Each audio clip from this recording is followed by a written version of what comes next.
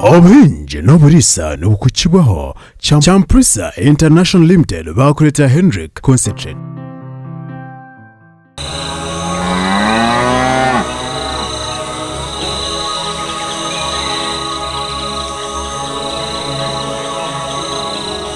TV West nehinda ni kutangira aha Obuhingi N'oburiisa program kandi rizoba tuza kureba aha kuri Obume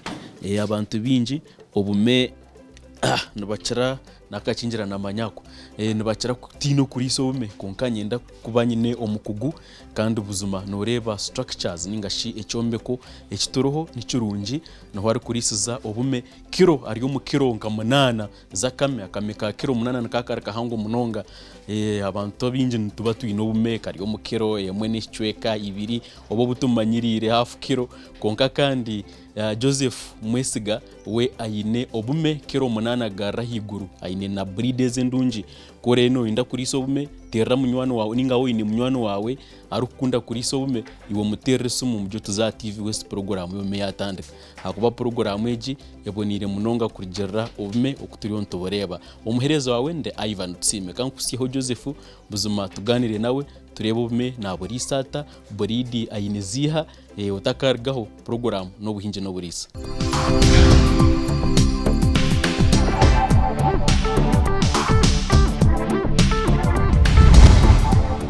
Ebare munonga mutebekanisa programu nabashemerwa ha farm yitweji ya Ngiro Mixed Farm itwine Obume embuzi nebindi embuzi otube twazirebera kuba tumazire kutayisa ebere bihwire nangwa ni mwene nkoko bazitwireza aho makonti uzeze nyama zigenda tumutungire mu bishago kushanga konka turi kurete zindi sonja kumuje kwa mwadgarike kutayira mujya kushanga so nyowe ninkundo kurisa ni passion kandi nekinde cyane tirobume Obume tukakora turi kuburisa kabana as pets mu byaro ko twakurire konka mwe nahi nashomire nko nyondi omushaho by profession omushaho wa mino ni nkoro mu town akinike bakweta dental access so kugira ngo kuba no shoma ureba trends zeziruho hariho abantu binja barwire endware zo kweta non communicable diseases za pressure za shukari za cancer haza mushange zo ndwara zabiha hanyameze zindi yes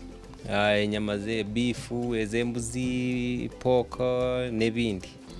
ushanga umutima mujyangwa ne kurya inyama itari musharu byingi ningashi white meat ninga inyama itine cholesterol nyingi kugira ngo nene leta endwara ziya zayingira kubateganisa so hati ko kuza kureba ushanga akame kine inyama eba kweta white meat kandi ono kuba white meat okwe it has very low cholesterol nebyo bishaje kuteganisa wanje kora kintu cya kuteganisa kuza mitima mwene gwebambaho biteganisa abantu so hatakame no muntu wo kugira ngo arwire shukari ma bakabashoba kanyihanyama pressure bashoba kanyihanyama inyama yakame nagirya watunora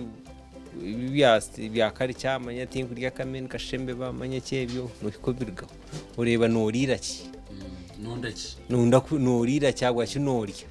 ebyama abashu batate nkurito bakaba tarya Obume manya ndinti no maro kari cyaze kugira ngo twakurye bitwakurya biri ninga shuri regions ebyo tinkumanya kubyatanikire tingwera kubiza munonko ngati hatakame ko kuza kureba inyama yako yo teriki teine birise emene ebirungwe bitakwetagirwa mu biro munonga yo nenyame rukweta kugira ngo enwe birisa byingi za vitamins minerals proteins kandi ebirise bibyeine ebyino mu right quantities so umuntu akwa narya kame naba natunga kirisa cyurunje mu mubiri so echo ni kimwe nacyo n'inshonga yakabiragwa kinaburise kugira ngo kunarinde kurya kanyama ndya kanyama karungi akabonira kino mugashaha mubiri ecyakabi kandi along the way unagumizemu ndeba bwazara bwakanya abantu baguma mbija kwenda kundetera sente numa sente ni yanga igira misho mabi so na yanti biri nimbasa kushoromaha kandi ndi akanyama karungi umuntu twarantayire muri isege nkora ngaruke ntunga akasente kandi nanye kundije nasiba handi ndewe kwirukanga so nabwo ndangu nintunga package, full package, because nabyo project ya lockdown akwangu kumenka butandiko mu July. Turi aho turi imirimo yakendire abarwire no bake July umwaka guhire koko covid byabire turi mu maraka.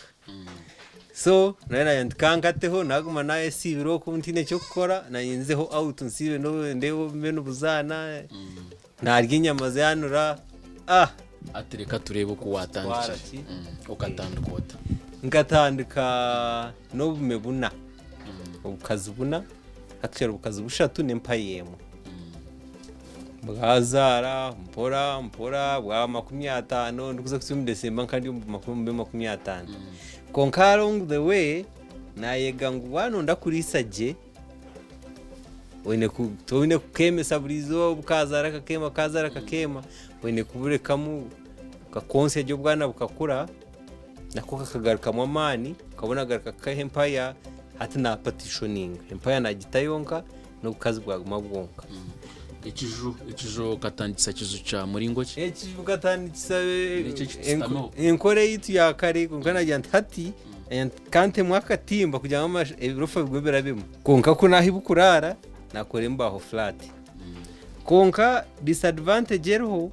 egitai page neje kwataki umwe kwate burofa umwe tushanga burofa bwa kwaturu mbiti nkari ya kwaturu makoko sona yanta kundaze kombeke kindi ekampindureho niho nabonira katimba kanda karukoted nabantu ko nakwesa furu akije kinakorasizeho so nabugwaza bwayongera along the way azimagumeni nkora research yanye namanyangu wano ndaka following aje kaizolating custarding kamanya kazara kati kazara bwana buti bwana bwakura buti mwitaga kora cages so nije nakora ki nakora cages so kwatukunuya nintaye bunkwenda kubunanke nyama then obukwenda kubuguza abantu obukwenda kurisa buri mu cages so nkwe nakuzire naguma nimbona breeds better along the way nashanga like cat nanyenda kubuza breed yiwatanje nayo ukatandikana kame ka breed ki kakushaki mukutandika nkatandikana obume bwa white bubiri bushatu bubiri wo bukazi n'empire yemwe then naka grey na white enshonge natandikira bwa white nkantine mu mind yanjye ikintu issue ya breed details za breeds konga kugira ngo white bwa mburebe kaji mukutandika ni ya reason yanjye kugura kamaka kushemeza because kutandika ekeri just nko mukukora nogira pets umujungu fyo kweta pets konga kubwazire bwa natandika kugira interest naguma ni nkora research namanya kamako kuzaragene kahi akokuma kurebero bwana nkahi akininyama nunje nkahi bityo nabimanya hati nimanya tindi tinshiri nkaburi ko nabirende so basically ngatandikana na cross hari New Zealand white giants so bakazimprovinga baza first gene za faster growth na no kugira bigger size wa compare nga New Zealand white na wa California wa cross na bumbwine at literally nyine all basically the most common breeds California chinchira Angora New Zealand white then nanezi genote nanka crossovers za lion head ibyo mbeno katandika n'iki kijo kituru kikakuryaho kasente kakwingana ki kashitanditse mitwaro nshanju kawabiro ine munabo manya hati no mwe ushitamana urako kumara ifunje ndogira hakire tere mutoki kumbe ninza autu ngeweze kwingana ki wanyoye kachipa kabia wajiroti hadoza kubaroya tukonka imitwaro nshanju n'icupa zinga zizabia ukuziya mchomo no butubunga hebwa mchomo nevune binga hebyengo kokuza kubara ushanga ngo ebirya no kwezi noziri nozinyiremo akabia onyiremo burireho kanyama ojiroti nawo kunda kukweyongeraho ugira ha bichi za bunyonyi mwene yaza bunyonyi na spending azinga tebije nkabirebe asente nikaho ushanga warye bijubiri warye bijubiri yobume ni kusima kunyegitaho aha Buhingi N'oburiisa nyine Mwesiga Joseph kandi turi aha kuri Obume ayino meburungi kandi turiho tuganira nto twatandika program konkana ni kushaba tuza kuhumuraho tuzagaruka turi kumweyongeza icyecije cy'indotameho nico yatandikise emitwaro nshanju ari kutandika kuri Obume konka yijana yaguma nayombeka ebijo bindi nabyo niza kubikusyaho reka tuhumureho konka yijuka ngo abacyampurisa International Limited abakora Hendrix Concentrate sekirungo eco kutabura ombyo kuriya byawo byenkoko hamwe na nebyempunu nabo bariho ubuhereza burungi ko kutabura ekirungo eco ombyo kuriya byawo byenkoko nempunu kandi amatungo gabonera amahuri gakwa umutoro guriya ugwakineke numugumanya ihure rungi line kuba riyero munda bekwate noza kuba watereza inkoko hamwe n'empunu katumureho nutugaruka utakarugo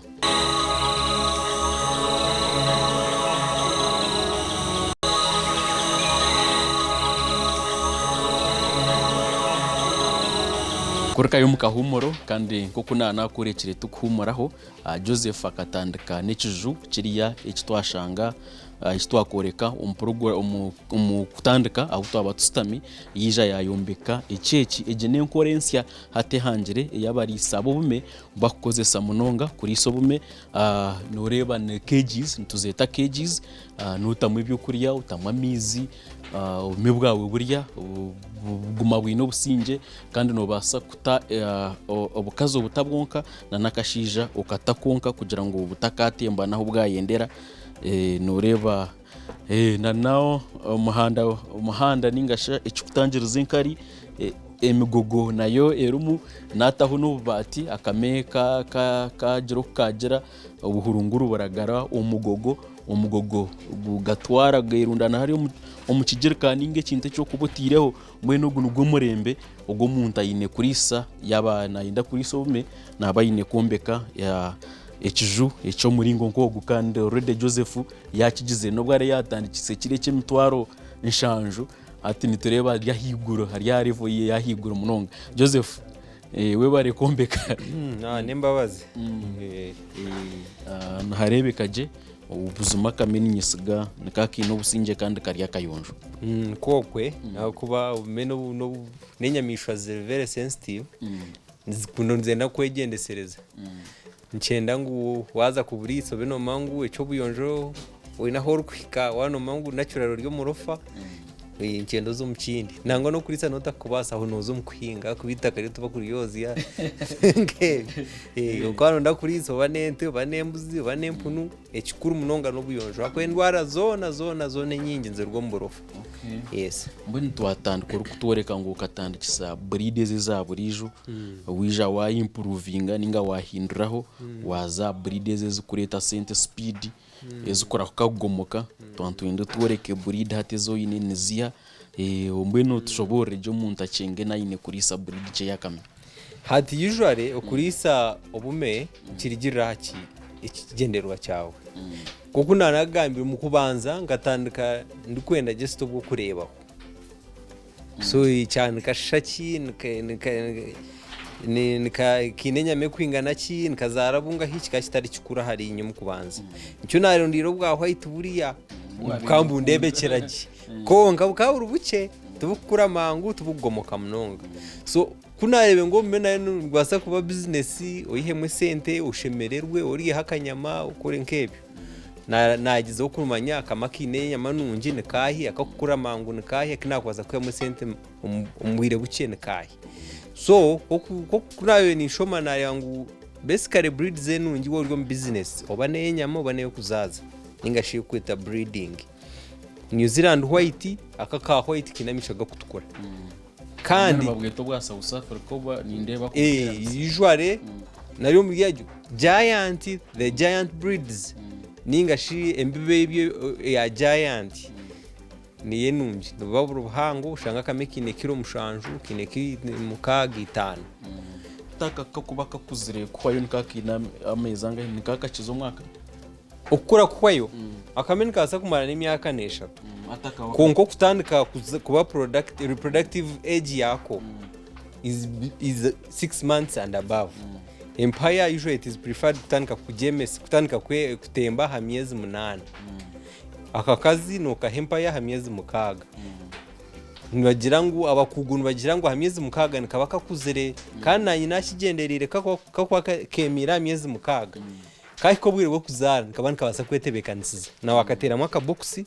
ukate obunyasi hariya na pamba nkama ko bikunganya kakabito boxi yako kakatebekanisiza abana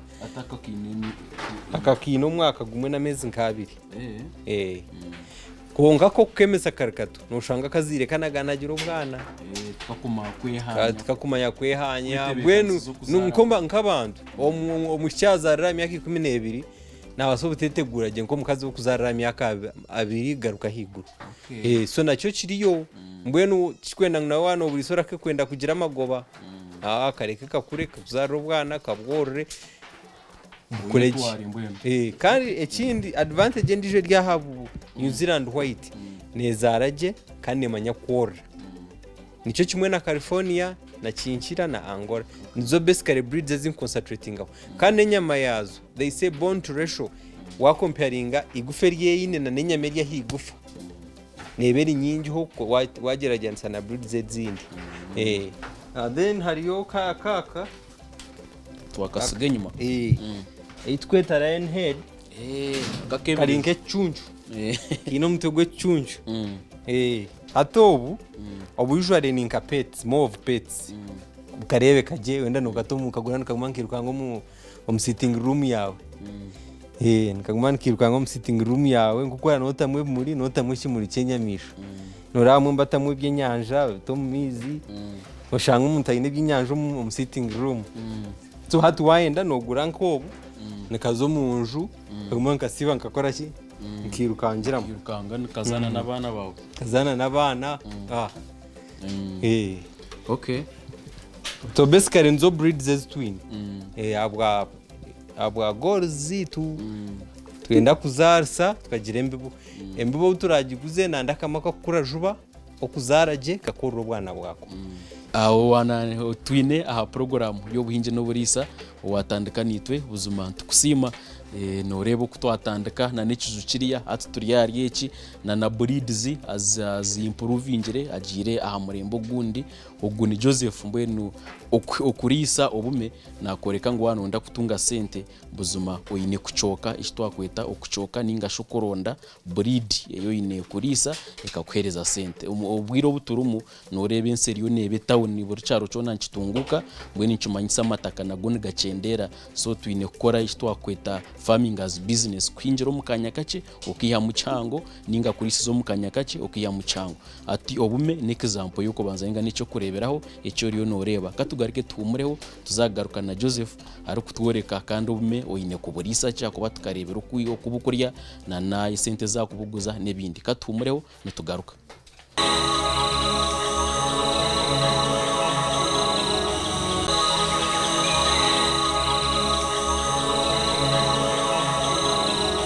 So tunene ndije bakwita California white usually nakoni kera kamisho gakutukora konka difference iri hagati yakona na New Zealand white konka kinamatu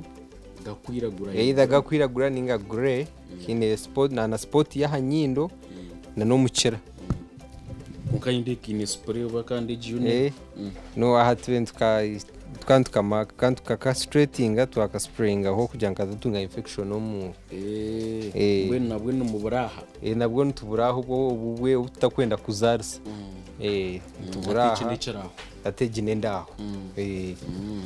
kunka nayo breed ya California nezaraje tsagune nuzaraje numakureberera abana so ngo kunaragame ngo niyo ku breedinga ninga cyo kuzarsa no kuguze nyama so none taga kama karazaro bwana 8 kakabwora bona bukakura karazari 10 kabwore bona bukure katazara 8 akafa mushanju kakakuza kapa ata unorango nutakukora akwa kameka nkakuzarira mirunde 3 emirunde no mwaka kakazara bwana akana kamweka mu buno bwana buna waza kubaruka kuba karire notakwiha mno waza notarisiza business konkaka kuzara munana kaborora emirundena no mbasha tunabibiri nurangu nobwakwa nuwakwa nuguza kame mutwaro kitakabasika nuwindi mutwaro mangwa kame akambura kame kampire mutwaro 32 ninga shwa guzaho obwana burkane mutwaro 5 kamangu ne mutwaro 32 amino masha tunabibiri bukamunkire mu mutwaro no ine that's around 1.6 Obume obutuguza barisa bwene be yabo na obutuguza bukuza kuriya obutuguza enyama usually tuguza imitware ebiri obwakire mwene chweka ibiri tuguze imitware ebiri then obu bwakirisha twina imitware ena konka usually izo nchako ziyendaho obutuzara twarangu tukuja tubukumitinga standard za breeding za breeders atowe tu diverting buzanyama bwo kuribwa kandi mugwihamo mu butakuri mu atubuza mu bijo byakuriya uko bwo tukwetaga kumanya ngo wanonda ko kurya tukuza kubuzanya na neha isheneha iyo information wasubutagetaga kuko bo butwanzu nonda kuzakatwanda twine kubantu manyo bukazarwa kugira ngo niyo manyo bwo rakemese so hato bo ku breedinga hamyeze 3 tuguze mitware 5 akwa no bujungu shana wano ndo bwa cross ubone mitware 3 konka bwa cross mitware 3 bwa kuzereho buri hikwema akwa butu beitering ke aburi then obo bukuru kwenda kakura kakuzere mitware 10 garuka hibwo kurigira kandi mu busera waza kureba umuntu wa burijo nakabasa ninga niyo standard ya usually manya noreba kurisa kintu cya raisi apana konka nabo nuwakorunda kutandika kwiza titeka ngo tani ushinyuka natankiye naburi sende zinyiro mburi ari mbaza bantakazihiro mu ryobo okureta amashemererwa ninga ikirunge habume no kugira ngo akamene karya kine wide range of things ukakurye variety ibinyansi ibyaburijo nkabiryo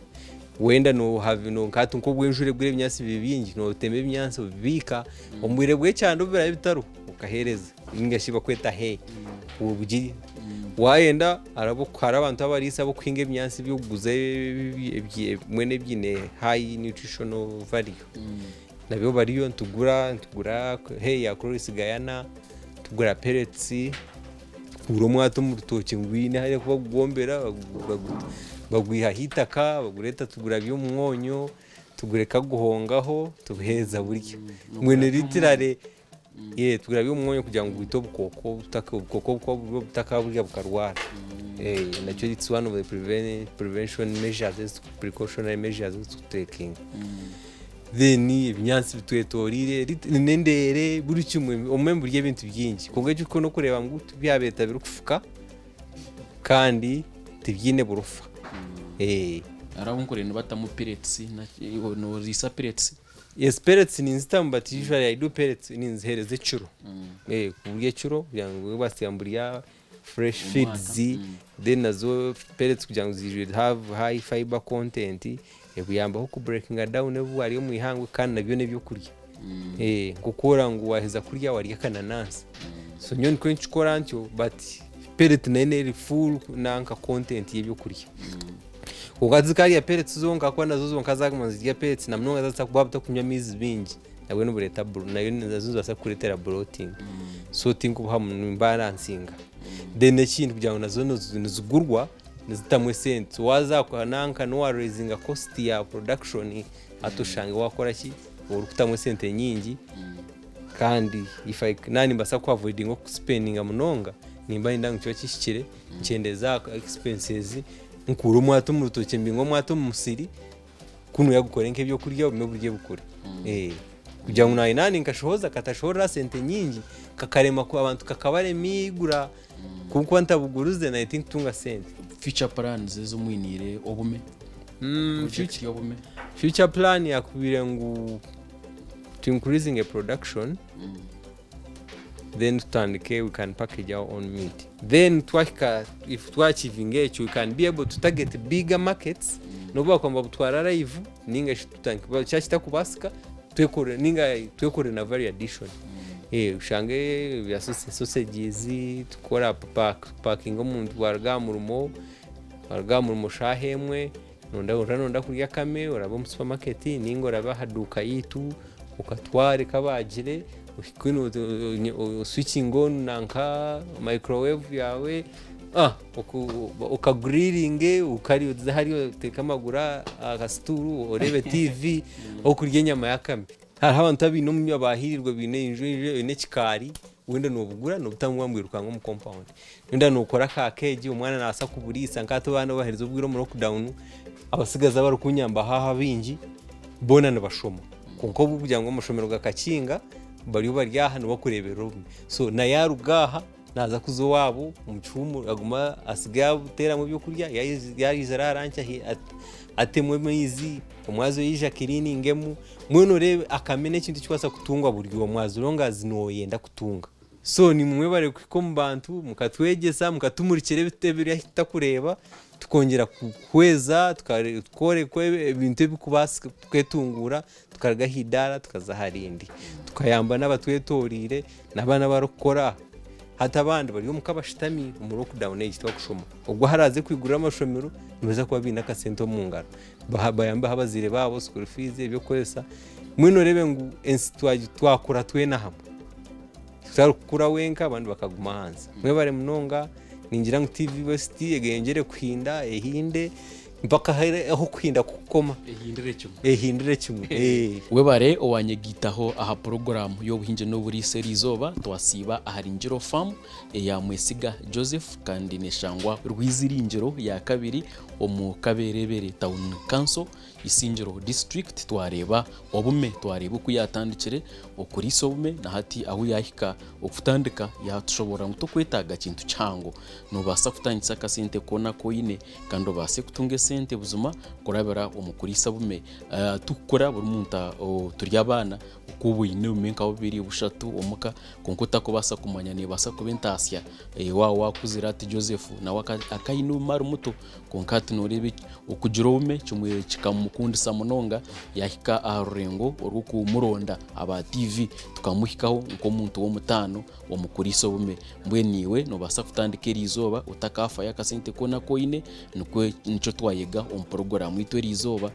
no tandisa kasente kona koine ogumano improvinga breed yeshayona noza kwika aharengo oruko bano yenda achirote cyo kubano yenda noza kuchika omuhereza wawe ndi Ivan Tusiime ninye ndukusiyo program eji ni sima asaf turiyaye bwa kamera nakora mu muhango munonga yaroha konka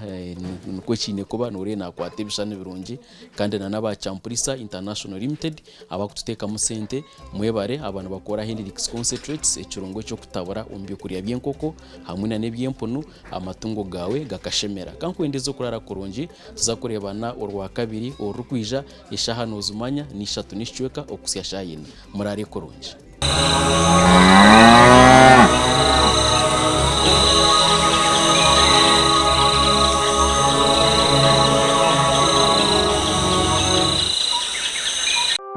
Obuhingi N'oburiisa bwaba nukukibaho Champurisa International Limited bakureta Hendrix concentrate